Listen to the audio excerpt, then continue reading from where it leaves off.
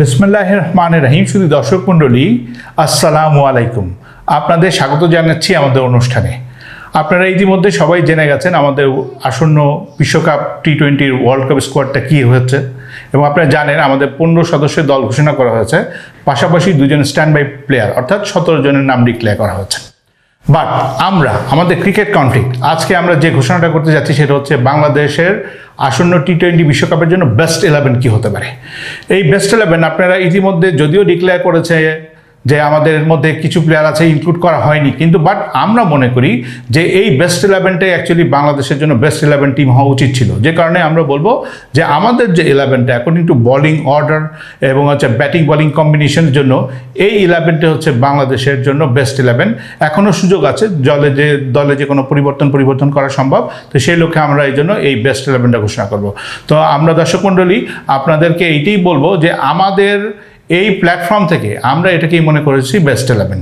আমরা batting order অনুযায়ী ধারাবাহিকভাবে নাম আমরা ঘোষণা করছি। প্রথমে হচ্ছে তানজিদ তামিম ওপেনিং ব্যাটসম্যান, এবং তার সাথে থাকবে আমাদের সৌম্য সরকার, অর্থাৎ আমাদের ওপেনিং পেয়ারটা হবে তামিম এবং সৌম্য সরকারকে দিয়ে আমরা ওপেনিং করব। আমাদের ওয়ান ডাউনে খেলবে আমাদের ক্যাপ্টেন শান্ত আমাদের ওয়ান ডাউন প্লেয়ার। 2 ডাউনে আমাদের অবশ্যই আসবে আমাদের সাকিব আল হাসান আমাদের 2 ডাউনের প্লেয়ার। 3 ডাউনে আমরা খেলবো তাওহিদ হৃদয় 3 ডাউনের জন্য একটা বেস্ট পজিশন। তাওহিদ হৃদয়ের পরপরই আমরা নিয়ে আসবো আমাদের মাহমুদুল্লাহ রিয়াদ নিঃসন্দেহভাবে এই জায়গায় বেস্ট।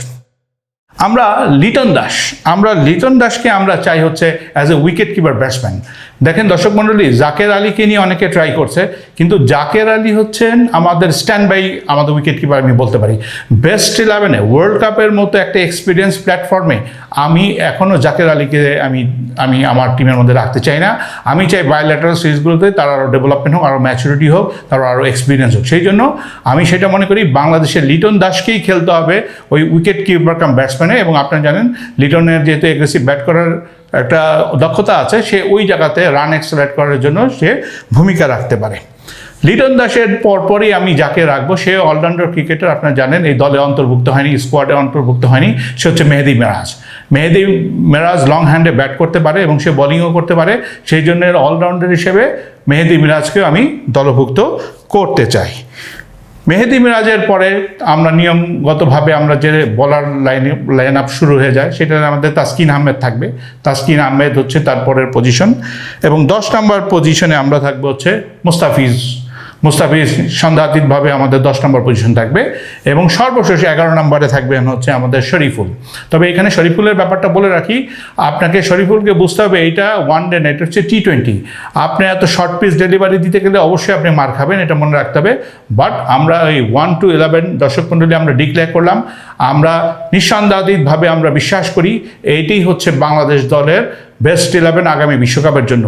এখানে কাকে দলভুক্ত করা হয়েছে কাকে করেনি সেটা বিষয় না, বাট লিবু ভাইকে উদ্দেশ্য করে আবারও বলবো, লিবু ভাই আপনি এই বেস্ট 11টা দেখেন, দর্শক মণ্ডলী আপনারা দেখেন, আপনাদের যে কোনো সাজেশন থাকতে পারে, বাট আমরা ক্রিকেট কনফ্লিক্ট মনে করি this is the best 11 squad for next world cup টি-20 বাংলাদেশের জন্য।